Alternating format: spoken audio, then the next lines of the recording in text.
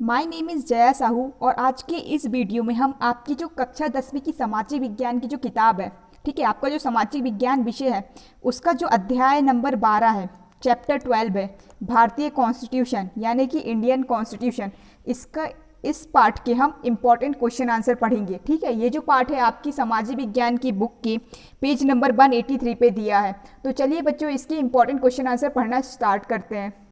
तो बच्चों, आप अपनी बुक का पेज नंबर 189 निकाल लीजिए, जहाँ पर इस पाठ के इस अध्याय के प्रश्न उत्तर दिए हैं। ठीक है, तो सबसे अभ्यास के प्रश्न दिए हैं। तो सबसे पहले हम आते हैं पेज नंबर 189 पे। ठीक है, अपनी सामाजिक विज्ञान की बुक का 189 पेज नंबर निकाल लीजिए। सबसे पहले हम ये जो सही विकल्प चुनिए करेंगे। ठीक है, सही विकल्प चुनिए यानी कि जो अभ्यास के ऑब्जेक्टिव में जो क्वेश्चन आ सकते हैं। जैसे कि बच्चों आपको पता ही होगा कि आपको इस साल पूरे 30 मार्क्स के ऑब्जेक्टिव आएंगे, तो आपको बुक का कोई भी ऑब्जेक्टिव छोड़ना नहीं है, भले ही वो इम्पॉर्टेंट हो या ना हो, और लगे तो इससे ज़्यादा पढ़ना है। ठीक है, तो देखिए, तो हम सही विकल्प चुनिए पढ़ते हैं। ठीक है, इनके क्वेश्चंस करते हैं। तो सबसे पहला प्रश्न है, संविधान है, संविधान है, हमें ये जो 4 ऑप्शन दिए गए हैं इनमें से हमें बताना है कि संविधान क्या है।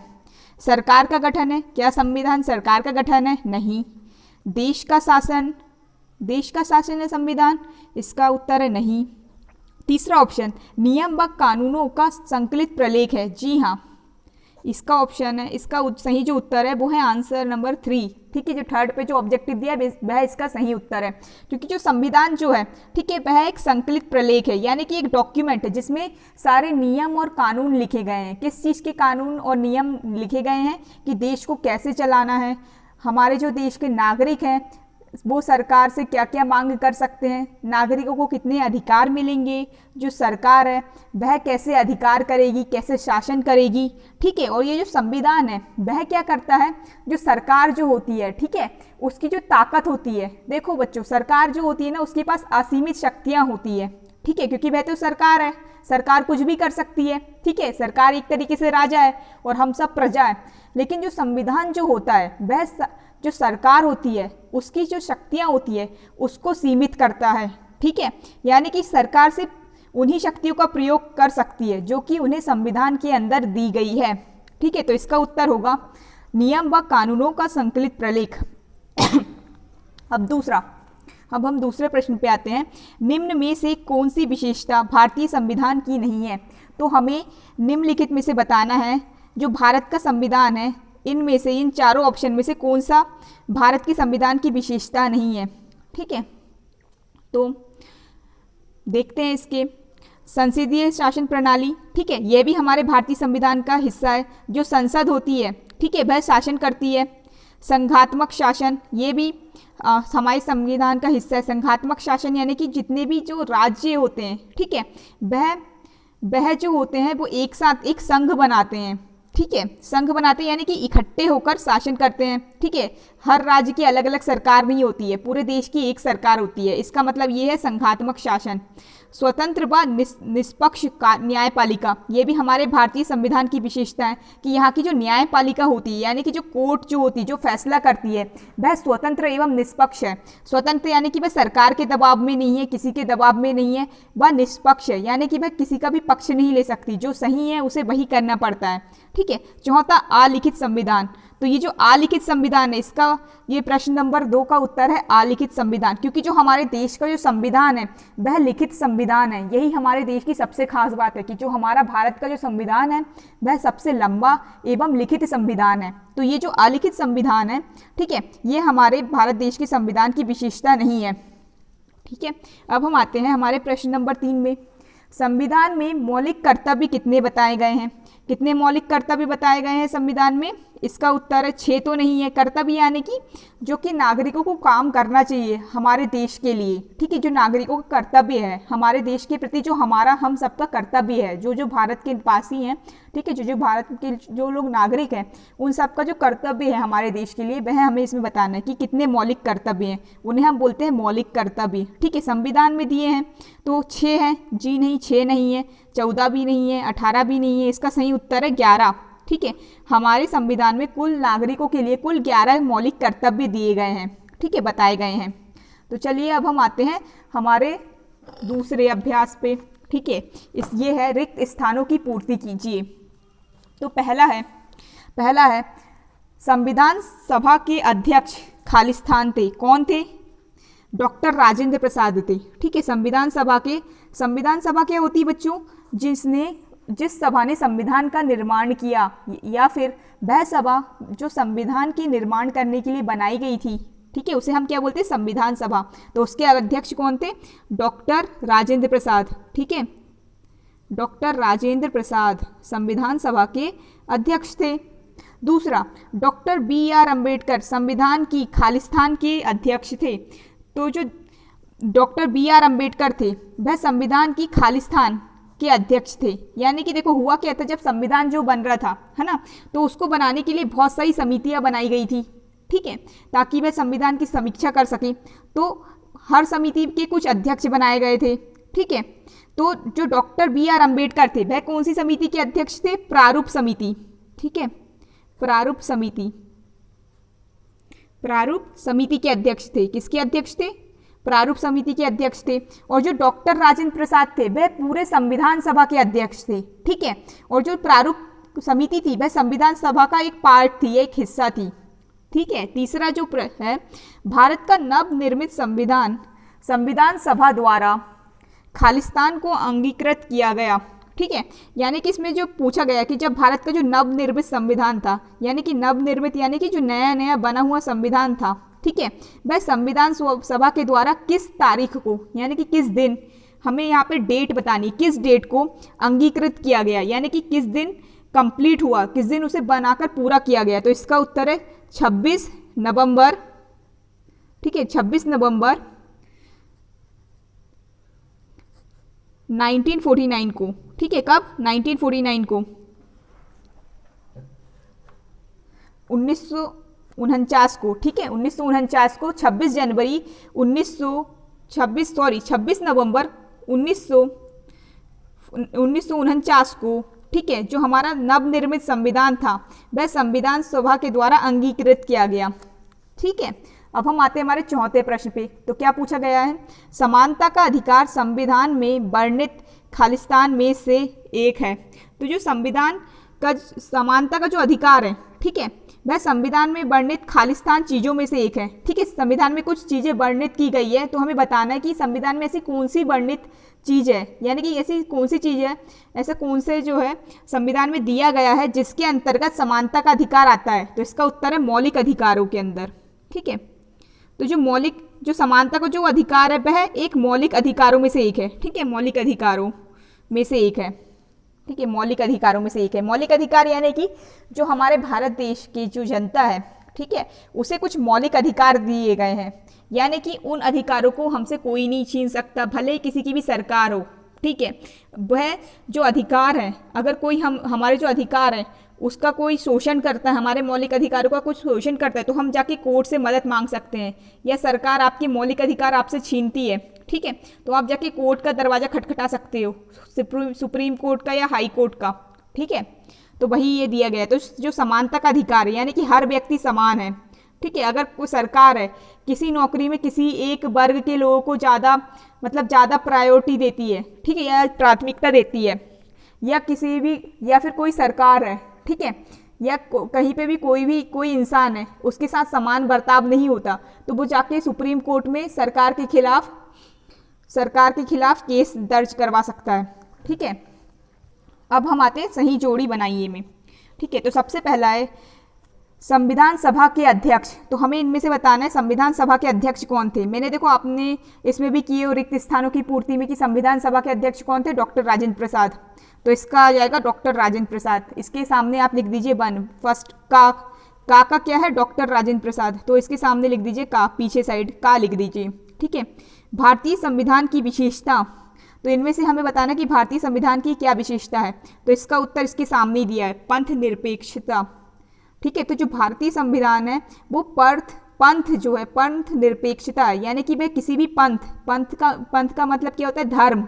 ठीक है, या किसी भी विशेष एक समुदाय, पंथ का मतलब होता है धर्म या समुदाय, उसके प्रति निरपेक्ष है, यानी कि वह किसी भी एक समुदाय को या किसी भी एक धर्म को प्राथमिकता नहीं देता। जो हमारा भारत है, भारत का जो संविधान है, उसके लिए सभी जो धर्म है वह एक बराबर है। उसे फर्क नहीं पड़ता कि आप हिंदू हो, मुस्लिम हो, सिख हो, ईसाई हो, कोई भी हो, ठीक है, उसके लिए सारे धर्म बराबर है। तो इसे हम क्या बोलते हैं, पंथ निरपेक्षता। गा भारतीय, इसको इसके पीछे हम लिख देते खा, ठीक है, संविधान की प्रारूप समिति के अध्यक्ष, ठीक है। तो संविधान की जो प्रारूप समिति थी, ठीक है, प्रारूप समिति के अध्यक्ष कौन थे, डॉक्टर अंबेडकर, डॉक्टर भीमराव अंबेडकर, ठीक है। ये भी आपने देखो खालिस्तान में पढ़ा है। इसके सामने लिख दीजिए गा, ये गा का उत्तर है, ठीक है। मध्य प्रदेश से संविधान सभा के सदस्य, ठीक है, तो हमें बताना है इनमें से मध्य प्रदेश के संविधान सभा के सदस्य कौन थे। देखो सिर्फ दो ही ऑप्शन बचे हैं, सेठ गोविंद दास और मौलिक कर्तव्य। तो हमें इसमें किसी व्यक्ति का नाम पूछा गया है कि हमें उस व्यक्ति का नाम बताना है, क्योंकि मध्य प्रदेश से जो संविधान सभा थी उसमें पार्टिसिपेट किया था जिन्होंने, जो संविधान सभा के सदस्य थे, जो कि मध्य प्रदेश के निवासी थे। मौलिक कर्तव्य तो किसी का नाम नहीं है, तो इसका उत्तर जाएगा घ। अब देखो आखिरी क्या बचा है, सार्वजनिक संपत्ति को सुरक्षित करना।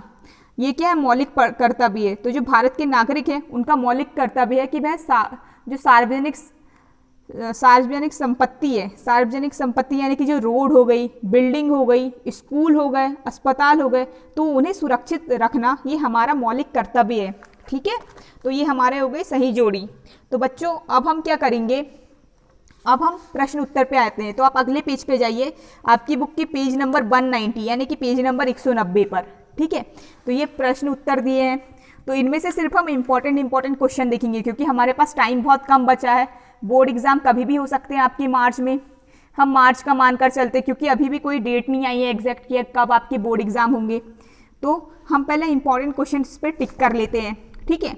अति लघुत्तरीय में सिर्फ एक प्रश्न इंपॉर्टेंट है, संविधान क्या है, क्योंकि ये जो प्रश्न ये 2020 में आया है, ठीक है, 2020 में आया है। लघुत्तरीय प्रश्न में 2-3 प्रश्न इंपॉर्टेंट है, ठीक है। तो पहले हम क्या करते हैं, हमारा जो प्रश्न नंबर 1 है इसका उत्तर देख लेते हैं, ठीक है। ये कब आया, 2020 में आया है। यहाँ पे ऐसा गोला बना लीजिए। तो संविधान क्या है, हमारा अति लघुत्तरीय प्रश्न पूछा गया है, संविधान क्या है। तो इसके लिए आप अपनी जो बुक है उसका पेज नंबर, आपकी बुक का पेज नंबर आप निकाल लीजिए 183, ठीक है। आपकी जो बुक है सोशल साइंस की, सामाजिक विज्ञान की, उसका पेज नंबर 183 निकाल लीजिए, ठीक है। इसमें इस प्रश्न का उत्तर दिया है, अति लघुत्तरीय प्रश्न का। तो यहाँ पे देखो, यहाँ पे लिखा है, ये देखिए यहाँ पे लिखा है,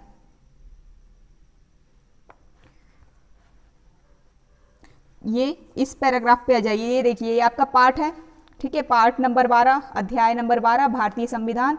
तो इसकी आप ये जो हेडिंग दी गई, संविधान की अवधारणा और आवश्यकता, तो इसका ये जो बॉक्स बना है, ये देखिए ये डिब्बा बना है या बॉक्स बना है, ठीक है। इसमें जो लिखा है ना, ये संविधान की डेफिनेशन है या परिभाषा है, ठीक है, संविधान की परिभाषा, ये जो बॉक्स है, ठीक है। तो ये क्या, अति लघुत्तरीय का प्रश्न नंबर 1 का उत्तर है, ठीक है। तो देखिए अब हम इसे समझते हैं। किसी देश का शासन जिन मूलभूत नियमों एवं कानूनों के अनुसार चलाया जाता है, उनके संकलित प्रलेख को संविधान कहते हैं, ठीक है। यार देखो बच्चों, अब होता क्या है, हमारा जैसे कि हमारा भारत देश है, ठीक है। अब देखिए भारत देश की कुल जनसंख्या 120 करोड़ 130 करोड़ के आसपास है, ठीक है, 130 करोड़ के आसपास है। अब इतनी बड़ी जनता है किसी भी देश की, ठीक है, हमारे भारत देश की जनता इतनी बड़ी है। अब इतनी बड़ी जनता को चलाने के लिए कि हमारे देश में काम कैसे होगा, तो हमें सरकार की आवश्यकता है, ठीक है, या किसी राजा, एक शासक की आवश्यकता होती है, ठीक है। तो हमारा देश क्या है, एक लोकतंत्र है, यानी कि यहाँ भारत में क्या होता है, लोकतंत्र, यानी कि यहाँ के जो लोग होते हैं वह अपना शासन को अपने जो शासक होते हैं, ठीक है, हमारा जो रूलर होता है या हमारा जो शासक होता है, जो हमारे ऊपर शासन करेगा, उसे हम खुद चुनते हैं, ठीक है। हम कैसे चुनते हैं, हम वोट डाल के चुनते हैं, ठीक है। तो होता क्या है, तो अब देखिए हमने सरकार चुन ली, हमने हमारा शासक चुन लिया, अब उस शासक को, सरकार को अब लोगों पर शासन करना है। अब वह शासन कैसे करेगा, तो उसके लिए कुछ नियम और सिद्धांत होने चाहिए, है ना। तो जो लोकतंत्र होता है, ठीक है, उसमें क्या होता है, जो शासक होता है ना, जो सरकार होती है, उसके शासन करने के लिए कुछ मूलभूत नियम एवं कानून बनाए जाते हैं, जिसके अनुसार क्या करता है वह जो शासक होता है, ये जो सरकार होती है, वह शासन करता है लोगों पर, ठीक है, तो लोगों को भी पता रहता है कि ये शासन, ये शासक है, ये चीज़ें कर सकता है। ठीक है, तो ये जो शासन के जो नियम जो रहते हैं, जो मूलभूत नियम रहते हैं और जो कानून रहते हैं, जिनके अनुसार जो शासक होता है वह शासन करता है, जो सरकार होती है वह शासन करती है। ठीक है, उनका जो संकलित प्रलेख होता है, संकलित प्रलेख यानी कि जो लिखा हुआ प्रलेख होता है ना, जो दिया गया प्रलेख होता है, प्रलेख यानी कि डॉक्यूमेंट होता है ना, उसको हम क्या कहते हैं, संविधान कहते हैं। ठीक है, तो वही लिखा है, किसी देश का शासन जिन मूलभूत नियमों एवं कानूनों के अनुसार चलाया जाता है उनके संकलित प्रलेख को संविधान कहते हैं। ठीक है, संकलित प्रलेख यानी कि डॉक्यूमेंट को हम क्या कहते हैं, संविधान कहते हैं। ठीक है, उम्मीद है कि आपको ये वाला प्रश्न समझ में आ गया होगा। ठीक है, अब हम आते हैं हमारे, ठीक है, अब हम आते हैं हमारे वापस से हमारे पेज नंबर 190 पे।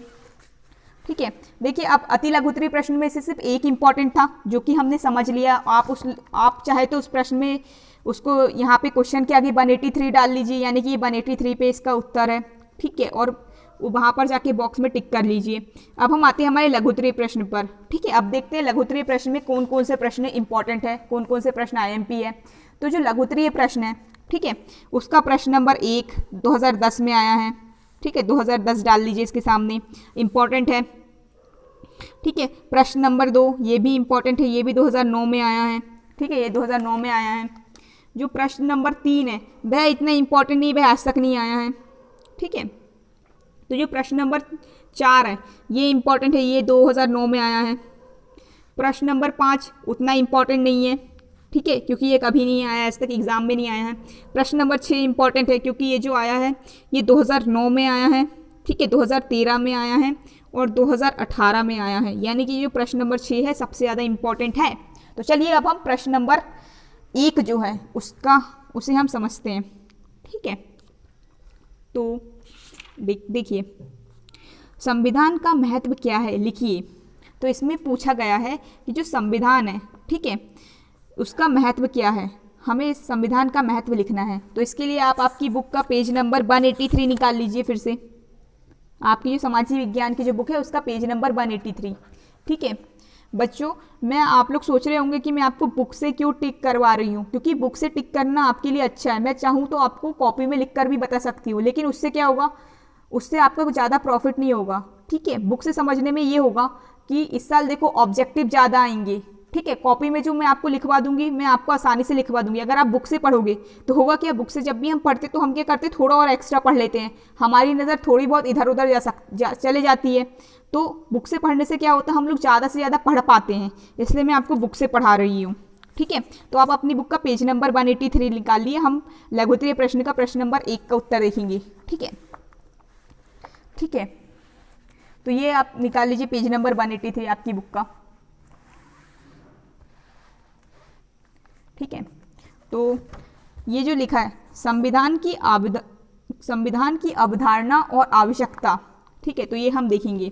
तो इसमें दिया गया संविधान का महत्व।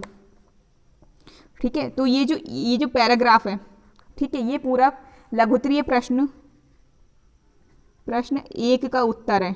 ठीक है, यहाँ पे आप डाल लीजिए। तो इसमें देखिए क्या लिखा है, शासन व्यवस्था के सुचारू संचालन हेतु, ठीक है, व्यवस्थापिका, कार्यपालिका व न्यायपालिका का गठन एवं उनके कार्यों और अधिकारों की सीमाओं के निर्धारण के लिए संविधान की आवश्यकता होती है। ठीक है, तो संविधान की आवश्यकता क्यों होती है? ठीक है बच्चों, देखो होता क्या है, किसी भी शासन व्यवस्था यानी कि जिस तरीके से किसी भी देश में जो शासन होता है, ठीक है, उसकी व्यवस्था करना कि हम कैसे शासन करेंगे, उसको शासन व्यवस्था को सुचारू संचालन हेतु, यानी कि जो शासन व्यवस्था है वो ठीक से काम कर पाए, उसका संचालन ठीक से हो पाए, तो उसके लिए क्या होता है, हमारे देश में, किसी भी देश में तीन संगठन होते हैं। ठीक है, तीन संगठन बनाए जाते हैं। पहला होता है, ठीक है, 3 जो बॉडी होती है, 3 जो ऑर्गन होते हैं उनका गठन किया जाता है। ठीक है, इन्हें हम क्या कहते हैं, व्यवस्थापिका, कार्यपालिका व न्यायपालिका। तो देखिए व्यवस्थापिका क्या होती है। ठीक है, व्यवस्थापिका क्या होती है, व्यवस्थापिका का कार्य होता है कानून को बनाना, कानून को पास करना, है ना। जैसे कि आप देखते होंगे, आप न्यूज़ में देखते होंगे, न्यूज़पेपर में पढ़ते होंगे, जैसे कि अभी वो आया था, है ना, नागरिकता कानून आया था, ट्रिपल तलाक का बिल आया था। तो उसके लिए क्या होता है, ऐसा नहीं होता कि सरकार आती है अपने मन से कुछ भी कानून बनाती है और दे देती है, ऐसा नहीं होता है। जैसे कि हर जिले में क्या होता है, ठीक है, एक चुनाव होता है, हम अपने प्रतिनिधि चुनते हैं, हम सीधे प्राइम मिनिस्टर को के लिए वोट नहीं डालते हैं, हम सीधे प्राइम मिनिस्टर को वोट नहीं करते हैं, ठीक है, हम नरेंद्र मोदी के लिए वोटिंग नहीं करते हैं। हम क्या करते हैं, हमारे जो संसद होते हैं, ठीक है, हम उनको वोट डालते हैं, वह जाते हैं पार्लियामेंट में, जो भारत की जो संसद होती है वहाँ पे जाते हैं। और जो संसद के जो लोग होते हैं, ठीक है, संसद के जो लोग होते हैं, जिसके पास सबसे ज़्यादा संसद में बहुमत होता है वह सरकार बनाता है, ठीक है, लोकसभा में जिसके पास सबसे ज़्यादा बहुमत होता है वह सरकार बनाता है, ठीक है। तो देखिए होता ये है, एक सेकेंड पेन, व्यवस्थापिका क्या होती है,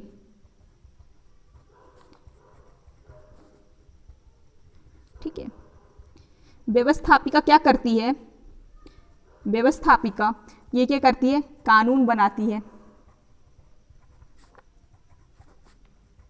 कानून बनाती है, ठीक है। अब क्या होती है, कार्यपालिका होती है। कार्यपालिका में कौन आते हैं, आपके जो मिनिस्टर मंत्री वगैरह जो आते हैं, ठीक है, वह आते हैं मंत्री, ठीक है। और जो आपके अधिकारी लोग होते हैं, जैसे कि जो कलेक्टर होते हैं, ठीक है, पुलिस ऑफिसर जो होते हैं बड़े बड़े वह होते हैं, ठीक है, अधिकारी, ठीक है, ये दो लोग होते हैं वह आते हैं। ये क्या करते हैं, जो कानून व्यवस्थापिका ने बनाया है, ठीक है, इस कानून को, इसका प्रयोग करवाते हैं, इस कानून को काम में लाते हैं, ठीक है, यानी कि इस कानून को है ना, इसको फंक्शन करवाते हैं, इसको काम करवाते हैं। जैसे कि सरकार ने कोई कानून बना दिया, ठीक है, वह संसद ने पारित कर दिया, अब वह कानून तो बन गया, लेकिन वह जो कानून है, ठीक है, उसे चलाना, उस कानून को लाना, वो देखना कि ये कानून के अनुसार काम हो रहा है क्या नहीं हो रहा है, ये किसका काम होता है, कार्यपालिका का, ठीक है। फिर आती है न्यायपालिका, ठीक है, न्यायपालिका,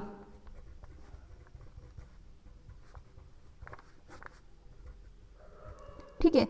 जैसे कि मान लीजिए सरकार ने एक कानून बनाया कि जितने भी 14 साल से कम उम्र के बच्चे हैं, ठीक है, वह क्या करेंगे, वह लोग स्कूल में आके पढ़ाई करेंगे, ठीक है, सरकार ने ये कानून बना दिया, ठीक है, मतलब ये जो बिल पास कर दिया, व्यवस्थापिका ने बिल पास कर दिया। अब जो कार्यपालिका में कौन होते हैं, जो सरकार के जो लोग होते हैं, जो मंत्री होते हैं वह होते हैं, ठीक है, और जो अधिकारी होते हैं वह होते हैं। तो ये अधिकारी क्या करते हैं, जैसे कि स्कूल, सारे बच्चों को स्कूल, मतलब बच्चों को शिक्षा का कानून बनाया गया, ठीक है, ये बिल पास कर दिए गए, इनने कानून बना दिया। अभी जो मंत्री लोग हैं ये लोग क्या करेंगे, इस कानून पे काम करेंगे, इसके लिए जितनी भी व्यवस्था होगी वह करेंगे। ये जो मंत्री लोग क्या करेंगे, बच्चों के लिए स्कूल बनवाएंगे, ठीक है, बच्चों के लिए अध्यापक की व्यवस्था करेंगे, बच्चों के लिए अच्छी किताबों का अरेंजमेंट करेंगे। ये अधिकारी लोग भी यही सब काम करते हैं। जैसे कि कलेक्टर होता है, ठीक है, वह देखता है कि जो उसके जो जिले में है सारे स्कूल अच्छे से लग रहे हैं क्या नहीं लग रहे हैं, टीचर आ रहे हैं क्या नहीं आ रहे हैं। अब न्यायपालिका क्या करती है, ठीक है, ठीक है, न्यायपालिका क्या करती है, इन दोनों पर नज़र रखती है, ठीक है। अगर मान लीजिए, ठीक है, जो जैसे कि मान लीजिए कोई ऐसा इंसान है जो बच्चों को स्कूल नहीं जाने दे रहा है, बच्चों की शिक्षा नहीं करवाने दे रहा है, सरकार ने कानून बना दिया गया है, ठीक है, तो न्यायपालिका क्या करती है, उसको दंड देती है, ठीक है, क्या करती है, दंड देती है। अगर सरकार कोई गलत कार्य करती है, ठीक है, तो जो न्यायपालिका है वह कार्यपालिका अगर गलत काम करती है ना, तो न्यायपालिका क्या करती है, इसमें दखल देती है कि आप लोग ऐसा काम नहीं कर सकते, आप लोग ये काम कर रहे हैं वो गलत है, ठीक है। कई बार क्या होता है, जैसे कि सरकार कोई कानून बनाती है तो जो न्यायपालिका क्या करती है उसमें स्टे लगा देती है, ठीक है, तो ये न्यायपालिका का ये काम होता है, ठीक है। तो देखो यहाँ पे क्या दिया है, शासन व्यवस्था के सुचारू संचालन हेतु व्यवस्थापिका, कार्यपालिका व न्यायपालिका का गठन एवं उनके कार्यों और अधिकारों की सीमाओं के निर्धारण के लिए संविधान की आवश्यकता होती है, ठीक है। अब ये सारी चीज कहाँ पर लिखी है कि जो व्यवस्थापिका है वह ये काम करेगी, कार्यपालिका है वह कानून जो आया है उसे ठीक तरीके से चलवाएगी, ठीक है, न्यायपालिका दंड देगी। ये सारी जो चीज होती है, ठीक है, ये सब कहाँ लिखी होती है, संविधान में। कहाँ लिखी होती है बच्चों, संविधान में, ठीक है। इसमें सीमा तय की गई होती है कि व्यवस्थापिका का जो कार्य है वह कानून बनाने का है, ठीक है, हर जो ये जो तीनों चीज़ें है ना, इन तीनों का जो गठन किया गया, इनका गठन कैसे किया जाएगा, कार्यपालिका का गठन कैसे होगा, न्यायपालिका का गठन कैसे होगा, इन तीनों के पास कितनी शक्ति होगी, ठीक है, यह तीनों एक दूसरे के कार्य में दखल तो नहीं देंगे, ठीक है, न्यायपालिका किन किन कार्यों में दखल दे सकती है, व्यवस्थापिका का काम क्या क्या होगा, ठीक है, ये सारी जो चीज होती है, ठीक है, शासन को अच्छे तरीके से चलाने के लिए आवश्यक होती है, ठीक है, तो ये सारी चीजें कहाँ लिखी होती है, संविधान में लिखी होती है, संविधान में दी गई होती है, ठीक है। अगर संविधान नहीं होगा तो न्यायपालिका, कार्यपालिका और जो व्यवस्थापिका है, इन तीनों में मतभेद हो सकता है कि जैसे कि कार्यपालिका बोलेगी नहीं मेरा काम ये है, न्यायपालिका बोलेगी मेरा काम ये है, ठीक है, तो होगा क्या, ये जो सरकार के जो तीनों ऑर्गन है ना, तीनों संगठन है, ये इनकी सीमाओं का निर्धारण करती है, इनके कार्यों और अधिकारों की सीमाओं के निर्धारण के लिए संविधान की आवश्यकता होती है, ठीक है। संविधान के अभाव में शासन का सुचारू रूप से संचालित होना कठिन है, ठीक है, तो जो संविधान, अगर संविधान का अभाव होगा यानी कि संविधान नहीं होगा तो जो शासन है वह सुचारू रूप से यानी कि ठीक तरीके से संचालित नहीं हो पाएगा, उसका संचालित होना कठिन होगा और अराजकता की स्थिति निर्मित होने की प्रबल संभावना रहती है, ठीक है।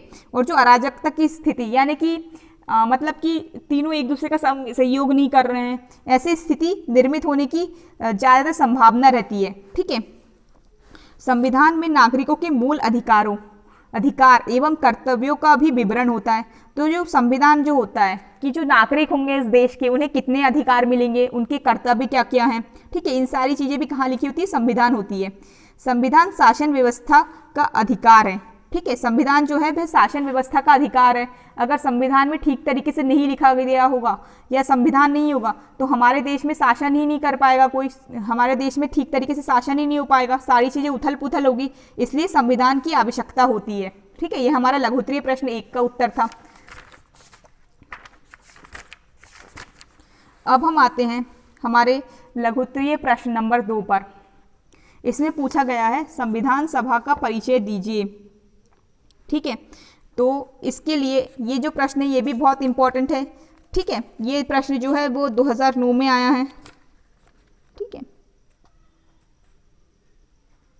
तो इसमें पूछा गया है संविधान सभा का परिचय दीजिए। तो बच्चों देखो ये जो आंसर है आपकी बुक के पेज नंबर 184 में दिया है, ठीक है, संविधान निर्मात्री सभा का गठन, ठीक है। तो ये देखिए ये बुक में जो दिया है ये बहुत अलग अलग टुकड़ों में दिया गया है, ठीक है। तो इसके लिए हम क्या करेंगे, इस प्रश्न का उत्तर हम गाइड से देखेंगे। तो इसमें दिया गया है, प्रश्न पूछा गया है संविधान सभा का परिचय दीजिए। देखिए ये जो प्रश्न ये 2009 में आया है, तो इसको हम पढ़ते हैं। उत्तर लिखेंगे हम, सबसे पहले आप उत्तर डालेंगे, उसमें डालेंगे संविधान सभा, ठीक है, वह सभा जिसे किसी देश का संविधान बनाने का कार्य सौंपा जाए उसे संविधान सभा के नाम से जाना जाता है। तो संविधान सभा क्या होती है, वह सभा होती है जिसे किसी भी देश का संविधान बनाने का कार्य सौंपा जाता है, ठीक है, उस सभा को क्या बोलते हैं हम, संविधान सभा, इसके नाम से ही है, ठीक है। अब हम देखेंगे भारत का संविधान एक संविधान सभा द्वारा निर्मित किया गया। तो हमारे जो देश है, हमारा जो भारत है, ठीक है, उसका जो संविधान है वह भी एक संविधान सभा के द्वारा निर्मित किया गया, ठीक है। अब हम संविधान सभा का गठन ब्रिटिश शासन तथा भारतीय स्वतंत्रता आंदोलन के नेतृत्वकर्ताओं के मध्य परस्पर सहमति से किया गया, ठीक है। तो जो हमारा जो भारत का जो संविधान था, ठीक है, वह कब बनाया गया, जब हमारा भारत देश आज़ाद हुआ। उसके पहले क्या था, हमारा जो भारत देश था वो ब्रिटिशर्स का गुलाम था, हमारे देश पे ब्रिटिश लोग शासन कर रहे थे, ठीक है। और हमारे देश के कुछ स्वतंत्रता सेनानी थे जो कि हमारे भारत को स्वतंत्रता दिलाने के लिए हमारी जो जनता है, भारत की जनता का नेतृत्व कर रहे थे, यानी कि हमारे देश की जनता के लीडर थे, ठीक है। इन दोनों ने क्या किया, इन दोनों की सहमति से, ठीक है, इन दोनों के बीच में जो मध्य परस्पर सहमति से संविधान सभा का गठन किया गया, यानी कि ब्रिटिश शासन के जो अधिकारी थे वह लोग भी इस बात से सहमत थे कि संविधान सभा का गठन होगा, और जो हमारे जो भारतीय स्वतंत्रता संग्रामी थे, है ना, हमारे जो स्वतंत्रता के नेतृत्व करता थे, हमारे स्वतंत्रता आंदोलन के जो नेतृत्व करता थे, उन दोनों के मध्य परस्पर सहमति से संविधान सभा का गठन किया गया। संविधान सभा की पहली बैठक 9 दिसंबर 1946, ठीक है, 1946 को हुई, ठीक है। जो संविधान सभा की जो पहली बैठक थी कब हुई, 9 दिसंबर 1946 को, ठीक है, ये याद रखिएगा, 9 दिसंबर 1946 को हुई, ठीक है, जिसमें डॉक्टर सच्चिदानंद सिन्हा को संविधान सभा का अस्थायी अध्यक्ष चुना गया। तो जो डॉक्टर सच्चिदानंद सिन्हा थे संविधान सभा का अस्थायी अध्यक्ष, पहले इन्हें चुना गया था। ठीक है, जो 9 दिसंबर को पहली बार मीटिंग हुई थी तो संविधान सभा का अध्यक्ष किसे चुना गया था? अस्थायी अध्यक्ष सच्चिदानंद सिन्हा को चुना गया था। लेकिन जब संविधान सभा की दूसरी बैठक हुई, ठीक है, 11 दिसंबर 1946 को हुई, जिसमें क्या हुआ, डॉक्टर राजेंद्र प्रसाद जो कि भारत के प्रथम राष्ट्रपति बने थे, ठीक है, उन्हें संविधान सभा का स्थायी अध्यक्ष चुना गया। क्या चुना गया? संविधान सभा का अध्यक्ष, स्थायी अध्यक्ष चुना गया। ठीक है, संविधान सभा की 2 वर्ष 11 माह एवं 18 दिन की कार्य अवधि में कुल 11 अधिवेशनों में 166 बैठकें हुई। तो हमारा जो संविधान था उसे बनाने में कुल 2 वर्ष 11 माह एवं 18 दिन की कार्य अवधि लगी। ठीक है, और इस कार्य इतना समय लगा, 2 वर्ष 11 माह एवं 18 दिन का समय लगा। और इस समय में जो संविधान सभा थी उसकी कुल 11 अधिवेशनों में 166 बैठकें हुई। ठीक है, तो ये था आपका प्रश्न नंबर 2 का उत्तर। ठीक है बच्चों, अब हम आते हैं आपके प्रश्न नंबर 4। ठीक है, लघु उत्तरीय प्रश्न के नंबर 4 पर। ये बहुत इंपॉर्टेंट है, ये 2009 में आया है। ठीक है, तो इसमें पूछा गया है राज्य के नीति निर्देशक तत्वों से क्या आशय है। यानी कि जो राज्य से मतलब यहाँ पर क्या है, हमारा जो भारत देश है। ठीक है, राज्य से मतलब वह है। ठीक है, तो नीति निर्देशक तत्वों का आशय क्या है, इनका मतलब क्या होता है। तो चलिए इसके लिए हम गाइड में, शिवलाल की गाइड में देखते हैं। ठीक है, तो हम आते हैं प्रश्न नंबर 4, उत्तर नंबर 4। ठीक है, भारतीय संविधान के 4थे भाग में शासन संचालन के लिए मूलभूत सिद्धांतों का वर्णन किया गया है। ठीक है, तो जो हमारा भारतीय संविधान है, ठीक है, वह बहुत सारे भागों में बटा हुआ है। ठीक है, तो कुल शायद 8 भाग है हमारा जो भारतीय संविधान है उसमें, एक बार मुझे चेक करना पड़ेगा, 8 भाग है। लेकिन उसमें जो 4था भाग है, ठीक है, हमारी जो संविधान की किताब है भारतीय संविधान की, तो उसका जो 4था भाग है, ठीक है, उसमें शासन संचालन के लिए, शासन संचालन यानी कि शासन चलाने के लिए मूलभूत सिद्धांतों का वर्णन किया गया है। मूलभूत यानी कि जो बहुत मूल्य है, यानी कि जो बहुत बेसिक है। ठीक है, जो बहुत आधारभूत है। ठीक है, मतलब जैसे कि मूल है, मतलब जो कि बहुत ज़्यादा इंपॉर्टेंट सिद्धांत है, उनका वर्णन किया गया है। ठीक है, इन्हें राज्य के नीति निर्धारण करने वाले निर्देशक तत्व कहा गया है। तो इन्हें राज्य के लिए नीति बनाई जाती है। यहाँ पे राज्य से जो मतलब है वो राज्य से नहीं है, मध्य प्रदेश छत्तीसगढ़ ऐसे राज्य से नहीं है। यहाँ पे जो राज्य का मतलब है वह देश से है, राष्ट्र से है ना, हमारा जो भारत देश है उससे है राज्य का मतलब। तो इन्हें क्या कहा गया है, नीति निर्धारण करने वाले निदेशक तत्व कहा गया है। नीति निर्धारण यानी कि जैसे कि भारत सरकार कोई नीति बनाती है, जैसे कि आपकी नई शिक्षा नीति आई है ना, तो इस तरीके की जो सरकार योजनाएं बनाती है उनको निर्धारण करने वाले, यानी कि इन तत्वों के हिसाब से आपकी जो नीतियां होती है इन तत्वों को ध्यान में रखकर बनाई जाती है। ठीक है, निदेशक तत्व कहा गया, नीति निर्धारण करने वाले निदेशक तत्व, यानी कि जो हमारे राष्ट्र की जो नीतियां होती है, ठीक है, उनका ये निर्धारण करते हैं, यानी कि इन नीतियों में क्या क्या होना चाहिए। ठीक है, इनको ये दिशा दिखाते हैं, इसलिए इन्हें राज्य की नीति निर्धारण करने वाले निदेशक तत्व कहा गया है। ये तत्व आधुनिक प्रजातंत्र के लिए राजनीतिक, सामाजिक तथा आर्थिक कार्यक्रम प्रस्तुत करते हैं। तो ये जो तत्व है ना, यानी कि जो नीति निर्देशक तत्व है, जो हमारे देश की नीति डिसाइड करते हैं कि इस नीति में यह चीज़ होनी चाहिए, है ना, यह तत्व इस नीति में होना चाहिए। तो ये जो तत्व है, ठीक है, ये आधुनिक प्रजातंत्र के लिए, यानी कि जो आज के ज़माने का जो प्रजातंत्र है, प्रजातंत्र यानी कि डेमोक्रेसी, यानी कि जहाँ पर जो सरकार होती है वह जनता चुनती है, प्रजा चुनती है, उसके लिए वो क्या करते हैं, राजनीतिक, सामाजिक तथा आर्थिक कार्यक्रम प्रस्तुत करते हैं। तो इससे जितनी भी हमारी जो नीतियाँ होती है, भले ही वो हमारी सामाजिक नीति हो, राजनीतिक नीति हो या आर्थिक नीति हो, जितने भी हम कार्यक्रम बनाते हैं, तो ये जो तत्व होते हैं, ठीक है, उसके लिए ये तत्व जो होते हैं वह ये सारे ये जितने भी हम नीतियां बनाते हैं इन सब का जो निदेशक होता है ये तत्व करते हैं, है ना। तो नीति निर्देशक तत्वों को किसी न्यायालय द्वारा परिवर्तित नहीं कराया जा सकता। ठीक है, तो कोई भी जो न्यायालय है, जैसे कि हमने देखा था कि जो न्यायालय होता है वह हमारी जो व्यवस्थापिका होती है ना, वो जो कार्यपालिका होती है उस पर नज़र रखता है। अगर ये लोग कोई गलत काम करते हैं, जैसे कि सरकार कोई नया गलत कानून बना देती है, कोई कानून ऐसा बना देती है जिससे हमारे जो देश है ठीक है, उसके जो मूलभूत सिद्धांत है, ठीक है, उसको खतरा होता है। तो जो सुप्रीम कोर्ट जो होता है ना, हमारा जो सर्वोच्च न्यायालय होता है भारत का, तो वह दखल देता है और सरकार को मना करता है। लेकिन ये जो तत्व है ना, नीति निर्देशक तत्व है, इन्हें किसी भी न्यायालय द्वारा परिवर्तित नहीं किया जा सकता। ठीक है, कोई भी न्यायालय यानी कि कोई भी जो कोर्ट होता है वह इन नीति निर्देशक तत्वों को परिवर्तित नहीं कर सकता। ठीक है, किंतु ये तत्व देश के शासन में मूलभूत स्थान रखते हैं। लेकिन ये जो तत्व है, ये जो देश का शासन चलाने में बहुत महत्वपूर्ण स्थान रखते हैं, क्योंकि हमारा देश किससे चलता है, जो सरकार नीतियां बनाती है उससे चलता है। लेकिन ये जो तत्व होते हैं वो क्या करते हैं, नीतियों का निर्देशक करते हैं, है ना, बताते हैं कि इन नीतियों में ये सारी मूलभूत चीजें होनी चाहिए। ठीक है, तो इन तत्वों के माध्यम से भारत में एक लोक कल्याणकारी राज्य की स्थापना का प्रयास किया गया है। ठीक है, तो जो ये तत्व है, इनके माध्यम से जो भारत है उसे लोक कल्याणकारी राज्य, यानी कि वह राज्य, ऐसा राष्ट्र जो कि लोगों का कल्याण कर, जहाँ पे लोगों का कल्याण होता हो, ठीक है, उसकी स्थापना करने का प्रयास किया गया है। ठीक है, तो होता ये है, इसे हम सब सिंपल शब्दों में समझते हैं। तो नीति निर्देशक तत्व ऐसे तत्व है जो कि संविधान में दिए गए हैं, यानी कि जो हमारी जो संविधान सभा थी, ठीक है, जब वह कॉन्स्टिट्यूशन बनाई थी, जब वह हमारा संविधान बना रही थी, तब उन्होंने ये जो नीति निर्देशक तत्व है ये हमारे कॉन्स्टिट्यूशन में डाला, यानी कि हमारे संविधान में डाला। क्यों डाला, ताकि जो हमारे जो भारत का जो मूल सिद्धांत है हमारे संविधान का वो बना रहे। जो हमारे देखो, हमारा भारत का संविधान कब बना, ठीक है, 1950 में बना। ठीक है, चलो मैं पेन से समझाती हूँ, पेन कहाँ है, रेड पेन। ठीक है, भारत का संविधान कब बना हमारा, 1950 में। ठीक है, संविधान, तो हमारा संविधान का क्या महत्व था, क्या मकसद था, कि हमारे जो भारत की जनता है वह सुखी रहे, हमारे देश में सब लोग के लिए समानता रहे। ठीक है, कोई भी किसी के भी खिलाफ भेदभाव ना हो। ठीक है, हमारा जो संविधान है वह धर्मनिरपेक्ष हो, हमारा जो देश हो वो धर्मनिरपेक्ष हो, है ना, यानी कि वह किसी भी धर्म को ज़्यादा चढ़ा कर ना रखे, ज़्यादा महत्व ना दे, सभी धर्मों के साथ एक जैसा बर्ताव करे। ये ऐसी बहुत सारी चीज़ें थी कि जो कि हमारे संविधान में दी गई थी।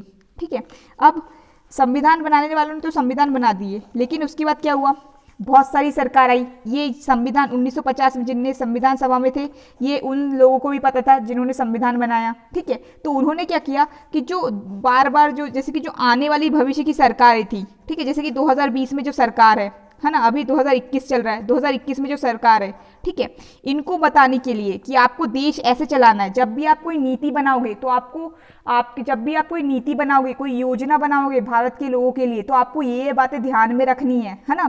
कौन कौन सी बातें ध्यान में रखनी है, तो ये सारी चीज़ें उन्होंने क्या की, नीति निर्देशक तत्वों में डाल दी।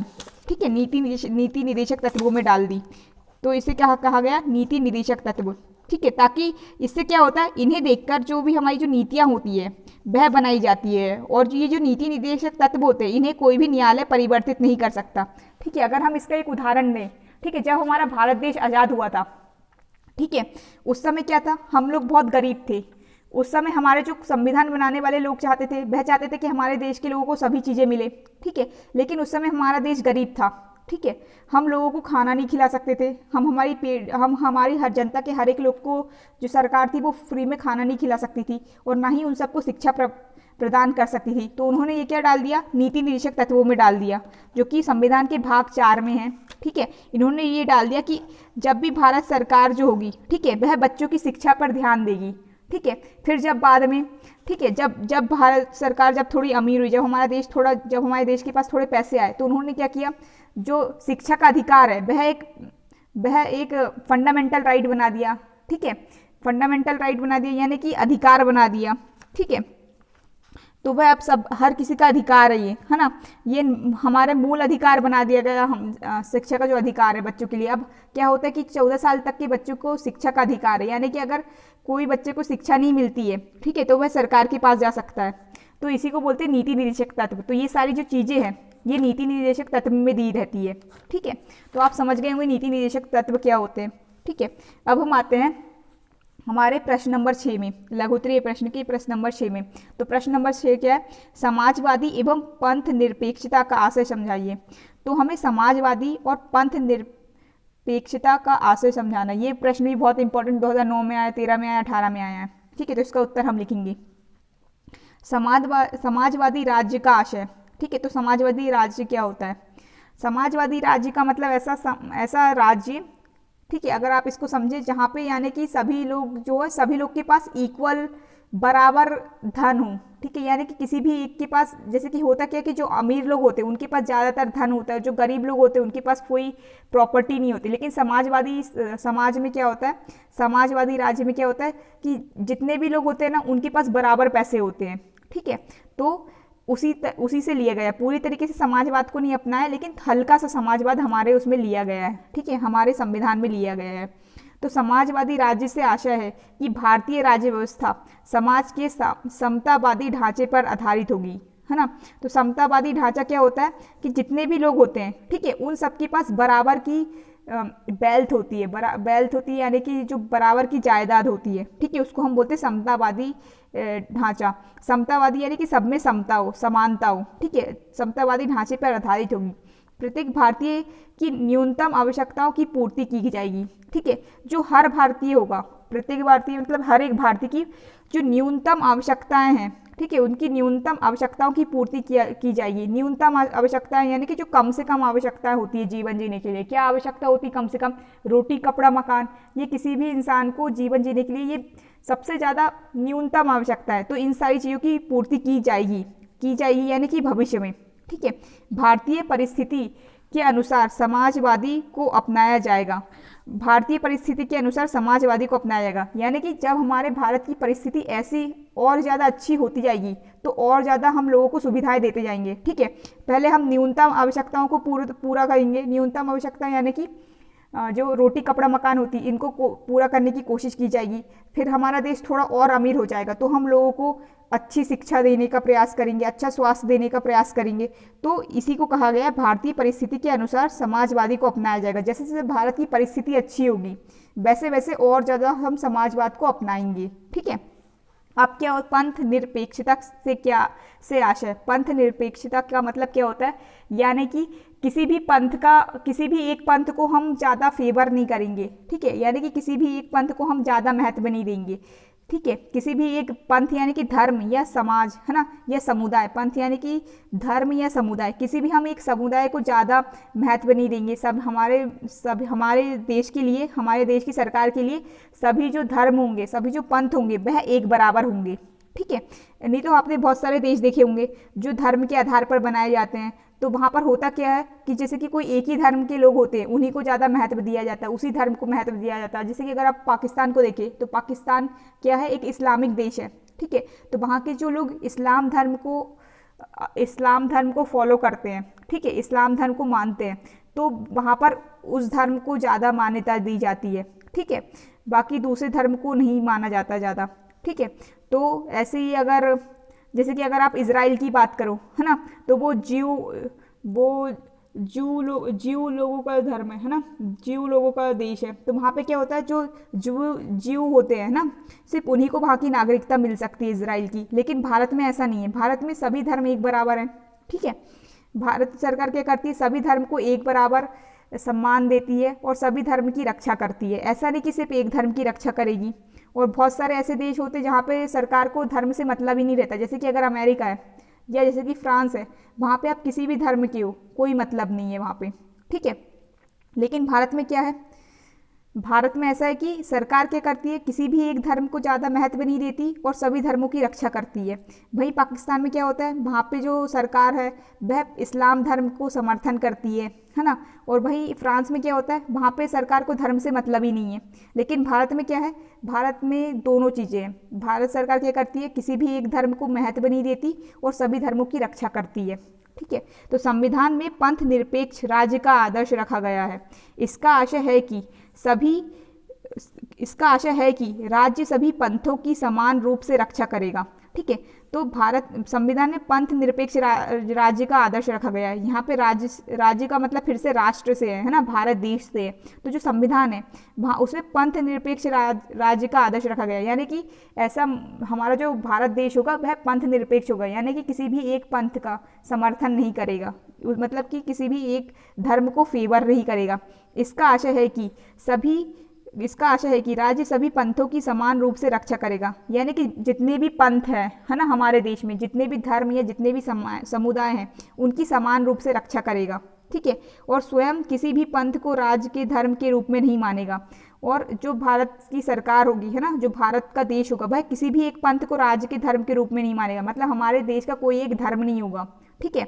सभी धर्म के लोग बराबर होंगे। जैसे पाकिस्तान में क्या है, उनके जो राज्य का धर्म है, पाकिस्तान देश का धर्म क्या है, इस्लाम है ना। सरकार द्वारा नागरिकों के मध्य पंथ के आधार पर भेदभाव नहीं किया जाएगा, है ना। तो हमारी जो भारत की सरकार होगी, वह नागरिकों के बीच में धर्म के आधार पर भेदभाव नहीं कर सकती, ठीक है। प्रत्येक व्यक्ति को अपने विश्वास, धर्म और उपासना की स्वतंत्रता मिलेगी। उपासना की स्वतंत्रता है ना। हर किसी व्यक्ति को, जो जितने भी भारत में लोग रहते हैं, जितने भी भारत के नागरिक हो, वह अपने अपने अपने विश्वास को मान सकते हैं, अपने अपने धर्म को मान सकते हैं, और अपने अपने तरीके से उपासना की स्वतंत्रता है। उपासना यानी पूजा करने की स्वतंत्रता है, ठीक है। तो बच्चों, आज की इस वीडियो में हमने आपके पाठ अध्याय 12 के पूरे लघुत्तरीय, अति लघुत्तरीय और जितने भी आपके वस्तुनिष्ठ प्रश्न थे वह खत्म कर लिए। कल की वीडियो में हम इसके दीर्घोत्तरीय प्रश्न करेंगे, ठीक है। तो आज के लिए बस इतना ही।